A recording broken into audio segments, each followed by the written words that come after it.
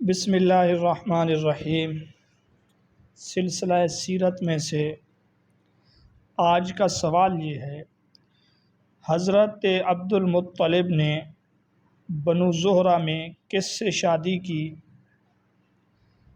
تو جس طرح حضرت عبد المطلب نے حضرت عبداللہ کی شادی خاندان بنی زہرہ میں حضرت آمنہ سے کرائی، اسی طرح انہوں نے بھی بنو زہرہ میں شادی کی، اور اس عورت کا نام حالہ بنت وہیب حضرت آمنہ کے چچا تھے، تو ان سے شادی کی، یعنی حالہ سے حضرت عبد المطلب نے، اور حضرت آمنہ سے شادی کی حضرت عبداللہ نے۔ اگلا سوال یہ ہے، حالہ بنت وہیب سے عبد المطلب کی کون سی اولاد پیدا ہوئی؟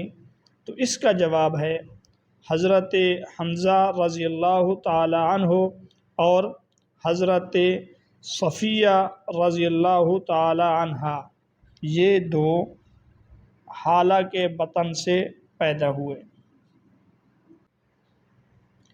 اگلا سوال یہ ہے، آپ صلی اللہ علیہ وسلم کے پردادا ہاشم اور کون جڑواں پیدا ہوئے؟ تو کہا جاتا ہے ہاشم اور عبد شمس یہ دونوں جڑواں پیدا ہوئے تھے، اور پیدائش کے وقت ہاشم کا پیر یعنی پاؤں کی انگلیاں عبد شمس کی پیشانی سے چپکی ہوئی تھی، اور بغیر خون بہائے ان دونوں کو جدا کرنا ممکن نہ تھا، اسی لیے لوگ یہ کہنے لگے کہ ان دونوں کے درمیان خون ریزی ہوگی۔ چنانچہ ایسا ہی ہوا، بنو عباس اور بنو امیہ کے درمیان خون ریزی ہوئی، جنگیں چلتی رہیں، پہلے امیوں کا دور خلافت آیا اور اس کے بعد عباسیوں کا۔ اگلا سوال یہ ہے، جب ہاشم سردار بنا تو ہاشم اور کس کے درمیان منافرت ہوئی؟ تو اس کا جواب یہ ہے امیہ بن عبد شمس، جو کہ ہاشم کا بھتیجا تھا، اس کے اور ہاشم کے درمیان منافرت ہوئی۔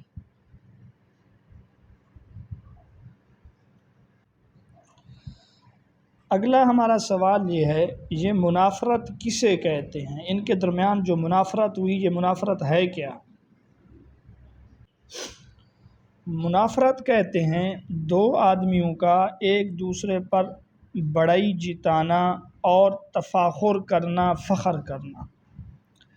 عربوں میں دستور یہ تھا کہ اس طرح کی شرط رکھتے تھے کہ دونوں فریق ایک حکم کے پاس ایک فیصل کے سامنے پیش ہو کر اپنی اپنی بڑائیاں بیان کریں گے، تفاخر بیان کریں گے۔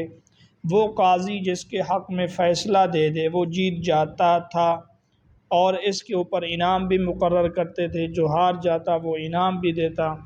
اسی طرح بنو امیہ بن عبد شمس اور ہاشم کے درمیان منافرت ہوئی، اور منافرت میں یہ ہوا کہ وہ جو ہار جائے گا 50 اونٹ بھی دے گا جو مکہ میں ذبح کیے جائیں گے، اور مکہ سے 10 سال تک جلا وطن بھی ہوگا۔ چنانچہ یہ دونوں منافرت کی خاطر ایک خزاعی قبیلہ کا کاہن تھا، اس کے پاس گئے، اور دونوں نے وہاں جا کے جب وہاں پہنچے تو کہتے ہیں اس نے کچھ الفاظ کہے، قسم ہے چمکنے والے چاند کی، قسم ہے جھل ملانے والے ستاروں کی، قسم ہے برسنے والے بادلوں کی، قسم ہے فضا میں اڑنے والے پرندوں کی، اور قسم ہے اس کی جس نے ابری ہوئی اور دھنسی ہوئی علماء کے ذریعے مسافر کی رہنمائی کی، کہ بڑائیوں اور مرتبوں میں ہاشم امیہ پر سبقت لے گیا۔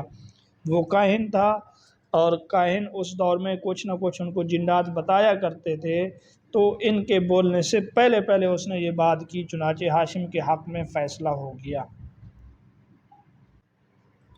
اگلا ہمارا سوال یہ ہے، ہاشم اور اس کے بھائیوں کو لوگ کس نام سے پکارتے تھے؟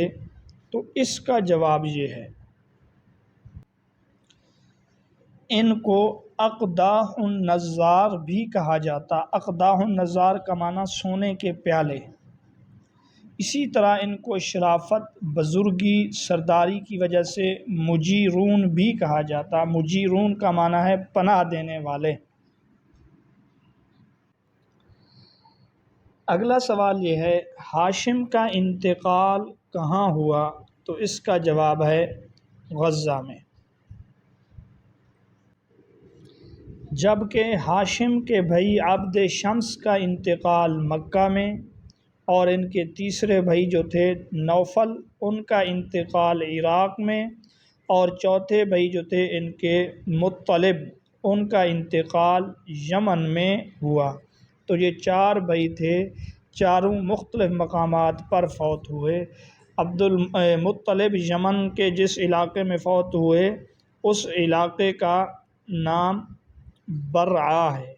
برعا اس علاقے کا نام، اس مقام کا نام ہے جہاں مطلب فوت ہوئے۔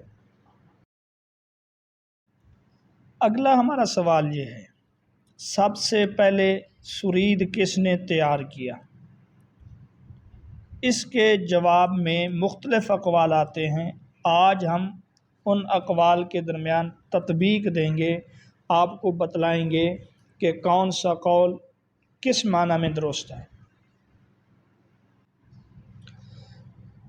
اس کے متعلق مختلف اقوال کتابوں میں ملتے ہیں۔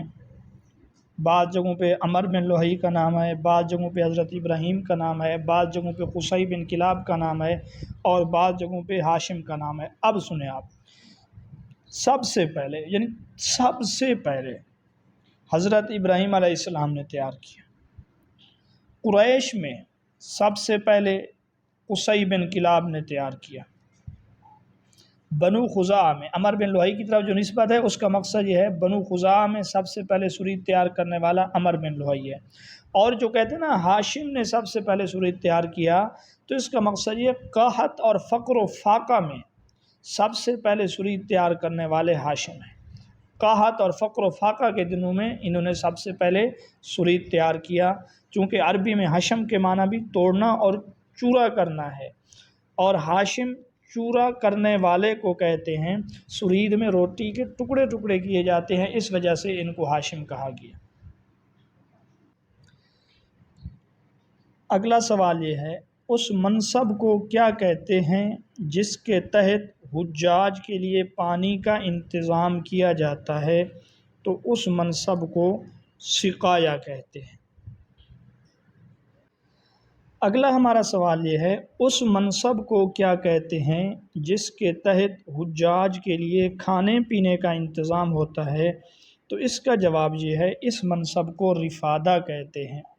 رفادہ کے معنی ہے زین یا کی جاوا کے سہارے کی چیز، چونکہ کھانے پینے کے ذریعے بھی غریبوں کو، نادار حجاج کو سہارا ملتا ہے، اس وجہ سے اس کے ضمن میں جو انتظامات کیے جاتے ہیں ان انتظامات کو رفادہ کہا جاتا ہے۔ اگلا سوال یہ ہے ہاشم کو سقایا اور رفادہ کے عہدے یا منصب کس طرح ملے، کس سے ملے؟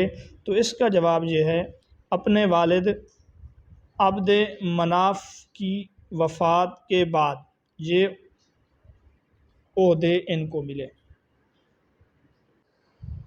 اگلا سوال ہے ہاشم کا اصل نام کیا تھا؟ تو اس کا جواب ہے ہاشم کا اصل نام عمر تھا۔ ان کو ہاشم کیوں کہتے تھے یہ گزر چکا ہے۔